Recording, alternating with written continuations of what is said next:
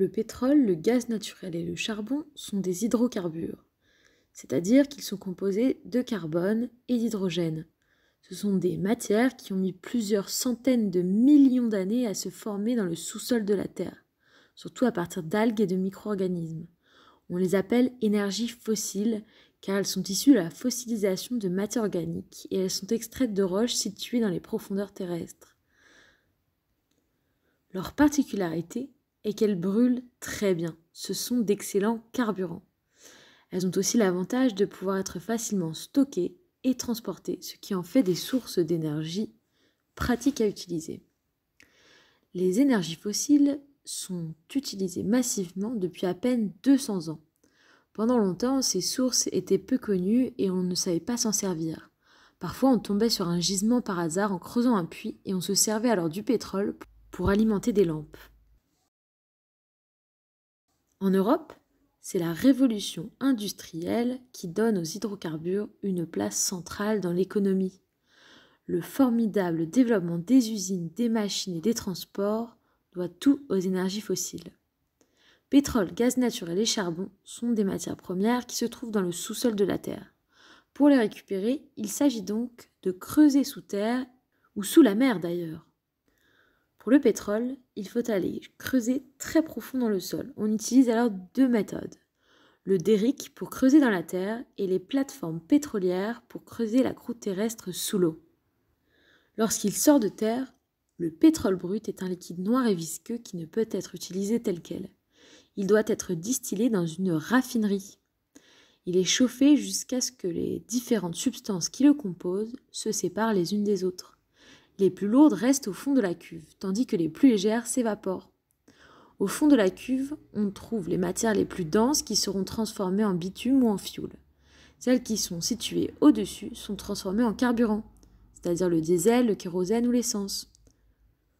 Le pétrole raffiné produit aussi des gaz, du propane et du butane, qui servent notamment au chauffage, ou alors à l'alimentation des cuisinières à gaz. La combustion de ces substances produit toutefois des particules polluantes et du CO2 qui est un gaz à effet de serre. Je t'invite à aller voir la vidéo correspondante. Les produits issus du raffinage du pétrole servent aussi à fabriquer le plastique, les chewing-gums, les médicaments et toutes les molécules de base pour la chimie industrielle. Le plastique est utilisé partout, y compris dans les vêtements. Les déchets plastiques polluent les écosystèmes et leur recyclage n'est pas systématique.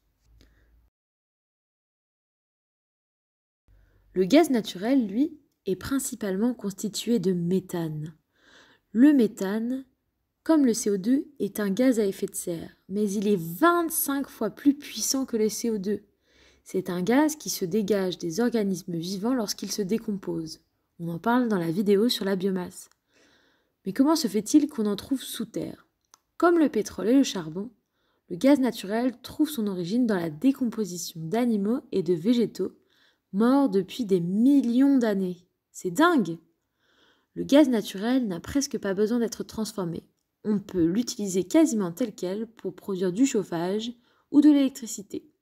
On l'achemine à l'endroit où il sera utilisé par des tuyaux appelés gazoducs ou dans des bateaux appelés méthaniers. Autour du charbon maintenant. La révolution industrielle au XIXe siècle entraîna l'exploitation de nombreuses mines de charbon partout en Europe. Aujourd'hui, dans nos régions, le charbon n'alimente plus les usines, mais il reste la deuxième source d'énergie la plus utilisée dans le monde, juste après le pétrole. Comme tu l'as sûrement compris, les énergies fossiles présentent donc de très gros inconvénients. Tout d'abord, elles polluent. En brûlant, elles dégagent beaucoup de particules qui polluent l'atmosphère, ainsi que le fameux dioxyde de carbone qui est un gaz à effet de serre. Le charbon est responsable de près de la moitié des émissions de gaz à effet de serre dues à l'activité de l'homme, et le CO2 est le principal responsable du réchauffement climatique. Les particules, quant à elles, salissent les bâtiments et sont à l'origine d'effets extrêmement néfastes pour la biodiversité et pour les humains. Le deuxième gros inconvénient des énergies fossiles est que leur quantité sur Terre est limitée. Et au rythme où l'humanité les utilise, nos réserves seront bientôt épuisées. Il est alors impératif de se tourner vers des énergies renouvelables. Je t'invite à aller regarder les vidéos à ce sujet.